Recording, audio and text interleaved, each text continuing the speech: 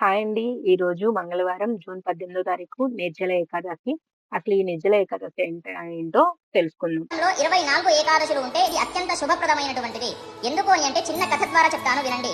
భీముడికి తినడం అంటే చాలా ఇష్టం. అయితే అతనికి ఒక రోజు ఉపవాసం చేయమంటే అతనికి వీలు కాదు, నేను చేయను అని అంటాడు. కానీ అప్పుడు ఇతనికి ఒక మార్గం చూపిస్తాడు. ఎవరు అని అంటే వేదవ్యాస మహర్షి. నువ్వు సంవత్సరంలో వచ్చేటటువంటి 24 ఏకాదశులు ఉండకు, ఒకటే ఏకాదశి చెయ్యి. అది ఏది అని అంటే జ్యేష్ఠమాస శుక్లపక్ష ఏకాదశి.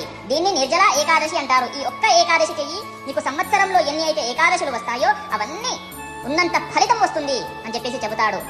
కాబట్టి ఆ రోజున మనం ఏం చేయాలి అని అంటే బ్రహ్మ ముహూర్తంలో స్నానము చేయండి. తల స్నానము చేసి ఆ రోజంతా ఉపవాసం ఉండి ఆ రోజున విష్ణు భగవంతుడి దేవాలయానికి వెళ్లి దర్శనము చేసుకుని 108 సార్లు ఓం నమో భగవతే వాసుదేవాయ అనేటటువంటి మంత్రాన్ని చదువుకోండి. మరియు ఏకాదశి వ్రతం ఎప్పుడు వదలాలి అని అంటే మర్నాడు 19వ తారీఖు నాడు సూర్యోదయం కంటే ముందే తల స్నానం